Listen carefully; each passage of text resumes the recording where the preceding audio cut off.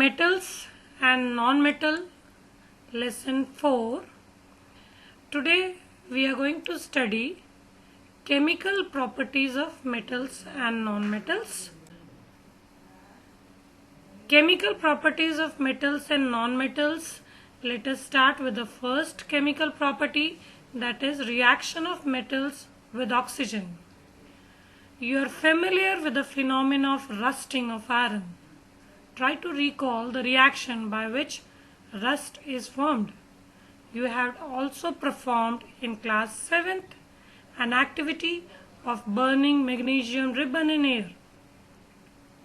You had learned that in both the processes oxide formation takes place. So in the 7th class you have studied about rusting also, you have studied about the burning of magnesium ribbon also. In both the reactions, metals are actually reacting with oxygen and forming their oxides. You will be able to complete this reaction when you will understand what is actually going on during the reaction.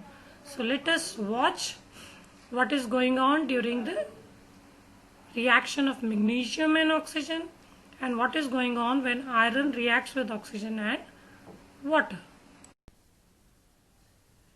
Burning of magnesium ribbon. So in this slide you can see the first picture is of magnesium ribbon. Magnesium ribbon is available in this form. You can make pieces out of it easily because it breaks easily. Then with the help of a tong, carefully it has to be burned. In this you can see how it is burning with a white dazzling light, and after burning it changes into white powder. So initially it's in the form of a strip, that's why it's called as a magnesium ribbon.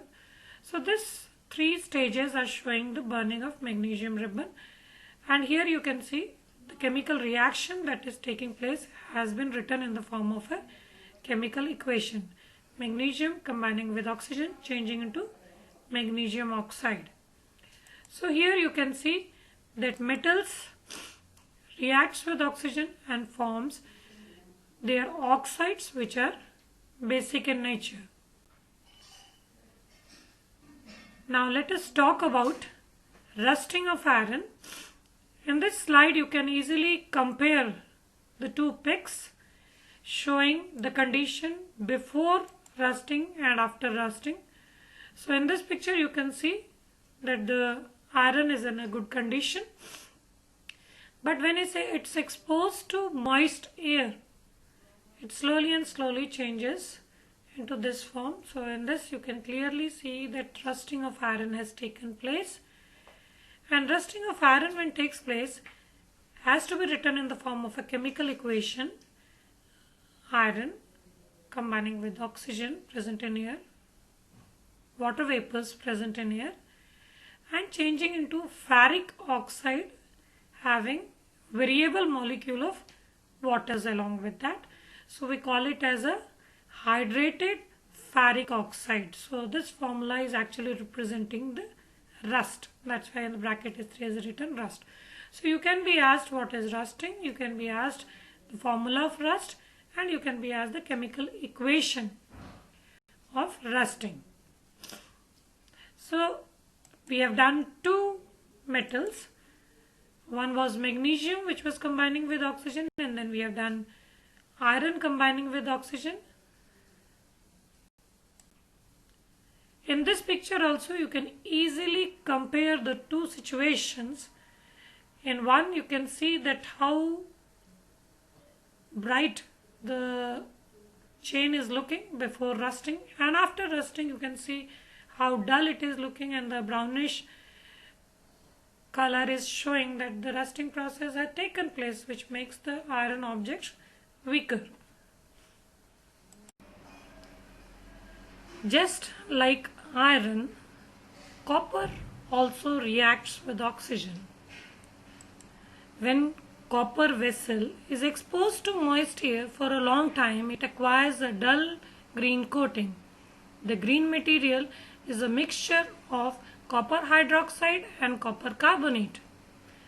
And the reaction that takes place is copper reacts with water vapors present in air, reacts with carbon dioxide present in air and oxygen present in air and forms a basic copper carbonate. Why do we call it as a basic copper carbonate? Because along with the copper carbonate there is a basic compound, that is copper hydroxide. So copper hydroxide is a basic compound. That's why it's often called as a basic copper carbonate.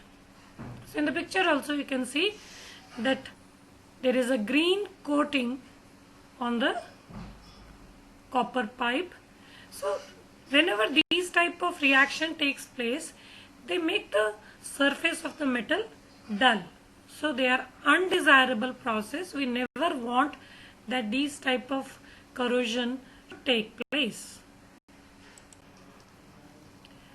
Now let us talk about nonmetals. Now nonmetals do not react with water, though they may be very reactive in air. Such nonmetals are stored in water. For example, phosphorus is very reactive nonmetal. It catches fire if exposed to air. To prevent the contact of phosphorus with atmospheric oxygen, it is always stored in water. So you can see that white phosphorus is being shown in the picture, that how it's burning. If it comes in contact with air, it quickly catches fire because its ignition temperature is low. Due to that reason, it is always kept in water so that it doesn't burn. Now let's talk about burning of sulfur. In this picture, yellow color substance shown is sulfur. Sulfur, being a non-metal, combines with oxygen and form acidic oxides. So the next picture is showing the burning of sulfur dioxide formation, means sulfur is combining with oxygen and changing into sulfur dioxide during this process. The thing that is to be noted down here is the color with which it is burning. You need to remember the color. It burns with a blue flame. So the name of the product formed in the reaction of sulfur and oxygen is sulfur dioxide gas. Sulfur is a non-metal, and when it combines with oxygen during burning, changes into sulfur dioxide, and sulfur dioxide is an acidic gas.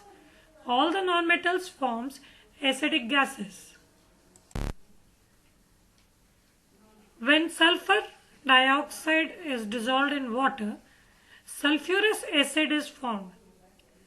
This reaction can be given as follows: sulfur dioxide combining with water and changing into sulfurous acid. Sulfur is a non-metal and the oxides of non-metals are acidic in nature. So when they combine with water, they change into sulfurous acid, and this reaction takes place in air. Due to that, acid rain occurs, which is very bad for soil, marble, plants as well as animals. Now sulfurous acid is acidic in nature, can be easily found out by using litmus paper. When you use a blue litmus paper, it turns red, and if you are going to use a red litmus paper, it will remain red. So from this we can conclude that generally oxides of non-metals are acidic in nature.